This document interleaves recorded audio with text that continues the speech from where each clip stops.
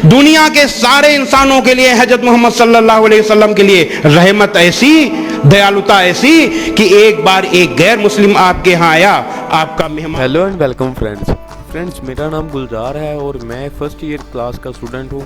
मैं just for educational purpose ये channel चला रहा हूँ, तो प्लीज़ मुझे सपोर्ट कर दें। अगर वीडियो की एडिटिंग में थोड़ा बहुत मसला रह गया हो तो कमेंट करके मुझे बता दें, लेकिन मुझे सपोर्ट लाजमी करें। अगर कोई मेरे चैनल को लाइक करता है, मेरी वीडियोस को, और मेरे चैनल को सब्सक्राइब करता है तो कसम से बहुत खुशी होती है।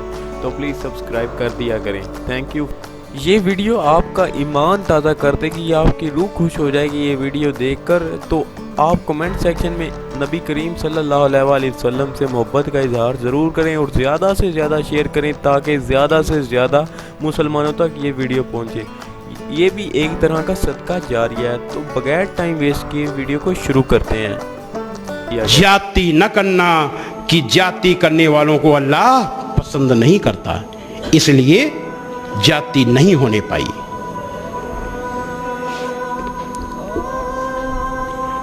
आप एक बहुत बड़ा वाकया है, ऐसा वाकया, ये सारे के सारे आदर्श केवल मुसलमानों के लिए नहीं, दुनिया के सारे इंसानों के लिए हजरत मोहम्मद सल्लल्लाहु अलैहि वसल्लम के लिए रहमत ऐसी, दयालुता ऐसी कि एक बार एक गैर मुस्लिम आपके यहाँ आया, आपका मेहमान बना, पेट उसका खराब हो गया खाना खाने से, रात में उसने बिस्तर में पखाना कर दिया। जब उसकी नींद खुली उसको बहुत शर्मिंदगी महसूस हुई और वो चला गया, डर शर्म की वजह से चला गया, छोड़ के चला गया। काफी दूर आगे गया तो उसको याद आया, अरे हम तो तलवार भूल गए। तो तलवार के लोभ में वो फिर वापस लौटा। जब वापस लौटा, उजाला हो गया था, उसने हजरत मोहम्मद सल्लल्लाहु अलैहि वसल्लम के निवास के पास उसने आवाज़ सुनी कि एक सज्जन कह रहे हैं, ऐ अल्लाह के रसूल, ये आप क्या कर रहे हैं? आप तो पखाना धो रहे हैं, ये मुझे करने दीजिए। तो अल्लाह के रसूल सल्लल्लाहु अलैहि वसल्लम की आवाज़ आई कि वो मेरा मेहमान था, इसलिए काम मुझे करना चाहिए। ऐसी थी रहमत। और माफी का उदाहरण देते हैं और उसके बाद जरा हम लोग अपने से तुलना करें कि हम कैसे हैं। एक गैर मुस्लिम आया मस्जिद नबवी में, उसको पेशाब लगी, खड़े खड़े मस्जिद में पेशाब करने लगा। मुसलमानों की नजर पड़ी, मारने के लिए दौड़े, आपकी नजर पड़ गई, आपने कहा खबरदार, उसको मारना नहीं। मुसलमान इस दुनिया में लोगों के लिए दुश्वारियां पैदा करने के लिए नहीं आया, रहमत के लिए आया है। उसे माफ कर दो और जाओ एक डोल पानी लाओ और उसमें डाल दो, उसको माफ कर दो। लेकिन यही आज हम क्या करते हैं, होली में कोई रंग डाल दे और फिर देखो क्या होता है। तो ये आखिर हम क्यों नहीं उन आदर्शों को स्वीकार करते? हम क्यों उन आदर्शों को नहीं मानते जो दिल जीतने वाले हैं? लो, हजरत मोहम्मद सल्लल्लाहु अलैहि वसल्लम ने दिल जीता था। इस्लाम दुनिया का सबसे तेजी से फैलने वाला मजहब इसलिए बना कि दिल जीतने वाला मजहब था, और वो दिल जीतने वाली चीज आज गायब हो चुकी। क्यों? क्योंकि दुनिया के मुसलमान कुरान, हदीस और हजरत मोहम्मद सल्लल्लाहु अलैहि वसल्लम के दिखाए रास्ते से हट चुके हैं। इसीलिए अल्लाह की मेहरबानी, इसीलिए अल्लाह की कृपा भी हट गई है। एक अभी हमने बताया, भलाई और बुराई बराबर नहीं हो सकती। बहुत पुराना बहुत मशहूर वाकया है हमारे, अगर कुछ शायद मुस्लिम भाई सब जानते होंगे, गैर मुस्लिम भाई अगर होंगे या मीडिया के लोग होंगे, हम उनको बताना चाहते हैं कि हजरत मोहम्मद सल्लल्लाहु अलैहि वसल्लम जिस रास्ते से निकलते थे, उस रास्ते में एक बुढ़िया माई का घर था। वो गैर मुस्लिम थी, वो बहुत चिढ़ती थी आपसे, वो रोज कूड़ा डाल देती थी ऊपर से आपके ऊपर। एक दिन कूड़ा नहीं पड़ा, 2 दिन नहीं पड़ा, 3 दिन नहीं पड़ा। आपने सोचा बुढ़िया माई कहीं बीमार तो नहीं हो गई, तो आप बड़े संकोच में, बहुत संकोच में आप सीढ़ी चढ़ करके ऊपर गए। आपने आवाज दी, माई माई। बुढ़िया माई ने कहा कौन? आपने कहा मैं। ओ बुढ़िया माई सुनते ही बहुत तेजी से नाराज हुई। अरे मोहम्मद कैसे आए? आपने कहा माई, बहुत नम्रता से, माई आपने 3 दिन से मेरे ऊपर कूड़ा नहीं फेंका, मैंने सोचा कहीं आप बीमार तो नहीं हो गई। इतना सुनना था कि बुढ़िया माई फूट फूट कर रोने लगी, कहने लगी अरे मोहम्मद मैं कितनी बुरी हूं, आप कितने अच्छे हो, मैं आपके ऊपर कूड़ा फेंकती थी और आप मेरा हाल लेने आए हो। और ये कहते कहते अंतिम समय आपकी अनुयायी बन गई। भलाई और बुराई बराबर नहीं हो सकती, तो लोगों की सख्त बातों का ऐसे तरीके से जवाब दो जो बहुत अच्छा हो। ऐसा करने से तुम देखोगे कि जिसमें और तुम में पहले दुश्मनी थी अब वो तुम्हारा गहरा दोस्त है। हजरत मोहम्मद सल्लल्लाहु अलैहि वसल्लम ने ऐसे दोस्त बनाया।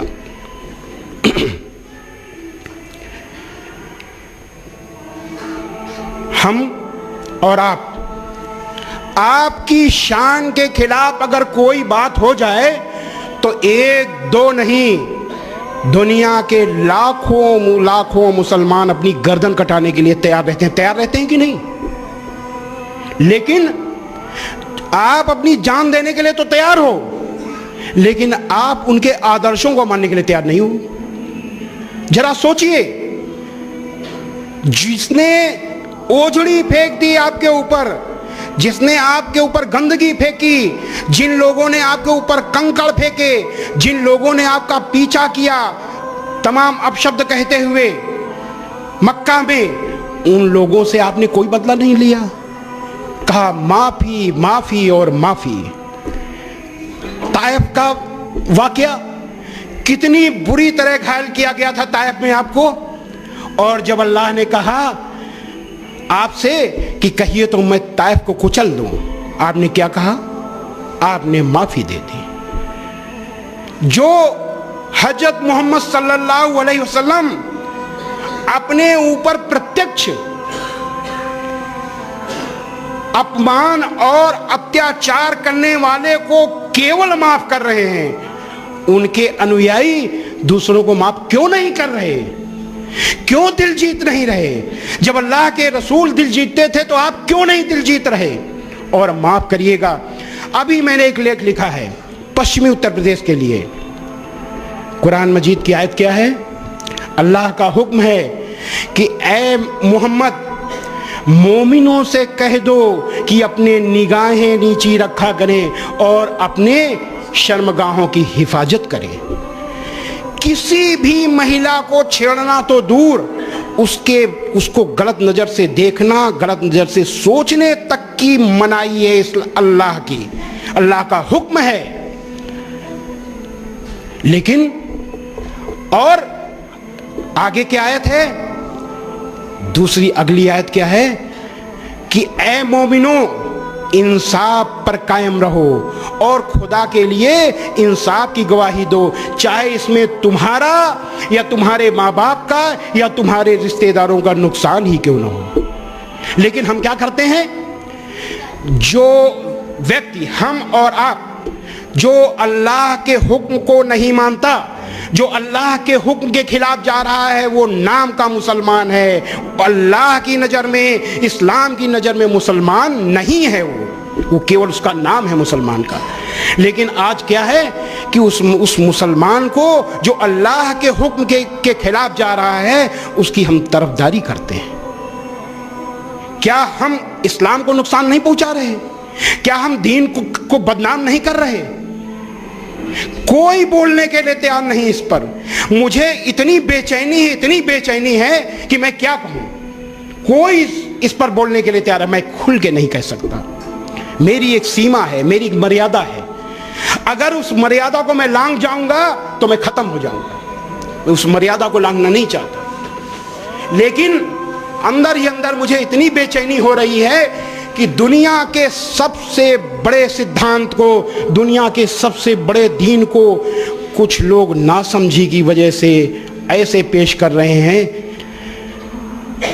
मैं बताऊं, मैं इसी इलाहाबाद में मैं पढ़ा हूं, एंग्लो बंगाली इंटर कॉलेज, आप जानते हैं। मैंने वहाँ से हाई स्कूल से इंटर किया, उसके बाद यूं क्रिश्चियन कॉलेज में पढ़ा। जब मैं एंग्लो बंगाली इंटर कॉलेज में पढ़ता था सन 68 में, तो मेरे एक भी हिंदू दोस्त नहीं थे, सारे के सारे मुस्लिम दोस्त। और किताब बहुत बहुत समझने की चीज है, क्योंकि देखिए दुनिया की सबसे जहीन अगर कोई कौम है वो अंग्रेज, बड़े दिमाग वाले। और अंग्रेजों की आदत क्या है? अपनी बुराई देखना। अगर आदमी अपनी कमी देखेगा तो वो जो है परफेक्ट रहेगा, अपनी कमी को दूर करेगा। और जो अपनी कमी से अपने बच्चों की कमी को देखेगा, नहीं कोई आपका बच्चा ये कर रहा है, चलो झूठ बोल रहे हो, चलो भागो, तो वो अपने बच्चों को खराब कर लेगा, उनका हौसला बढ़ेगा।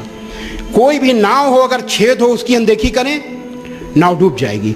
किसी मकान में अगर लोग नहीं रहते, कहते हैं मकान बंद रहेगा, मकान गिर जाएगा। क्यों? वो अगर कहीं पानी टपक रहा है, सीलन आ रही, कोई देखने वाला नहीं है, धीरे धीरे वो बैठ जाएगा। तो अपनी आत्मनिरीक्षण, आत्ममंथन करते रहना चाहिए। तो वो मेरा कोई दोस्त, सारे के सारे मुस्लिम दोस्त, और मैंने किताब क्या लिखी? इस्लामिक आतंकवाद का इतिहास, the history of Islamic terrorism. मुझे तो मुतासिर हो जाना चाहिए था, मुझे नहीं लिखना चाहिए था, लेकिन क्यों लिखा? अब हम इसके आगे कुछ कहने की जरूरत नहीं है हमको। और मैं सुधरा भी कैसे, इसके लिए किसी भी ज्ञानी ने हमको नहीं बताया। ये शायद अल्लाह को मुझसे काम लेना था, वो अपने आप हो गया। मुझको एक साहब ने कहा, स्वामी जी आपके पास पैसे की कमी है। उस समय मेरे पास पैसा नहीं था, बहुत तंगी से मैं लड़ा। तो उन्होंने कहा, पैसे कभी आप अमेरिका के लिए किताब लिखिए, टेररिज्म से अमेरिका का बहुत खतरा है, और अगर वहाँ आपकी किताब चल गई तो आपको करोड़ों डॉलर मिल जाएंगे, आपका काम चल जाएगा। हमें बात समझ में आई। उन्होंने कहा, लेकिन अभी आपने 96 पेज की किताब लिखी है। हिंदुस्तान की मेंटलिटी है कि वो यहाँ 10 पेज की किताब पढ़ते हैं, 96 पेज की भी उनको मोटी लगेगी। लेकिन यूरोप की मेंटलिटी ये है कि 96 पेज की किताब लिखेंगे तो कहेंगे इसमें कुछ नहीं होगा, और मोटी होनी चाहिए, और उसमें दलील के साथ सारी चीज़ होनी चाहिए। तब मैंने किताबों का अध्ययन किया। सबसे पहले मैंने सीरत पढ़ी, और जब सीरत पढ़ी तो हमें कुरान मजीद की उन आयतों का, जिनको मैंने टेररिज्म से जोड़ा था, मतलब ये समझ में आया कि ये तो टेररिज्म को ख़त्म करने के लिए है। ये तो उन लोगों से लड़ाई के लिए हैं जो टेररिज्म पैदा करते हैं, जो अन्याय करते हैं, जो नाइंसाफ़ी करते हैं, जो दुनिया के लिए, शांति के लिए खतरा है। और यही है श्रीमद् भगवद गीता। तो जब मुझे एहसास हुआ कि मैंने गलती कर दी, तो मैंने उस काम को बंद कर दिया। जब बंद कर दिया, तब तक मुझे बहुत पैसा मिलने लगा था इस काम के लिए। मेरे पास नहीं आता था, मैंने नहीं लिया, लेकिन उस काम के लिए मेरे पास पैसे कमी नहीं थी। जब बंद कर दिया, लोगों ने कहा कि ऐसा है कि आप काम बंद कर देंगे, पैसा बंद हो जाएगा। हमने कहा, देखिए ऐसा है कि ना तो मैंने एक गज जमीन खरीदी, ना ही अपने खर्च के लिए। आपका आदमी आता है, जो हम कहते हैं, वो पर्चे छपवा देता है, वो काम कर देता है, पेट्रोल भरवा देता है, गाड़ी ले आता है, वो सब करता है। हमने अपने फायदे के लिए उसको लिया नहीं, तो मेरा इसमें नुकसान फायदा कोई नहीं। आप दो या न दो, जो हम अपने उसमें खर्च ही नहीं कर रहे। खैर, तो उसके बाद हमने, जब ये हमें महसूस हुआ, तो फिर आगे हमें किताब लिखने का कोई हमारा वो नहीं था। वो किताब में लिखा, बात डिटेल में हो जाएगी, ईश्वरीय प्रेरणा ही मैंने किताब लिखी। आज वो किताब हिंदी, उर्दू, अंग्रेजी, गुजराती, तमिल, तेलुगु, कन्नड़, मलयालम, बंगाली, असमी, मराठी, इतनी भाषाओं में छप रही है। 10 भाषाओं में वो किताब छप रही है। और वो किताब मैंने क्यों लिखी थी? मैंने किताब लिखी थी कि मुसलमान भाइयों को पढ़ने के लिए, इसलिए कि मुसलमान भाई देखें कि एक स्वामी लक्ष्मी शंकराचार्य की नज़र में इस्लाम का क्या महत्व है, और उस नज़रिए से देखें कि हमें कितनी तकलीफ है, इस्लाम में कितनी अच्छाइयाँ हैं, उन अच्छाइयों को ग्रहण क्यों नहीं किया जा रहा। हमने इसलिए लिखी थी कि सबसे पहले अपने को सुधारा जाए, तब दूसरों को सुधारा जाए।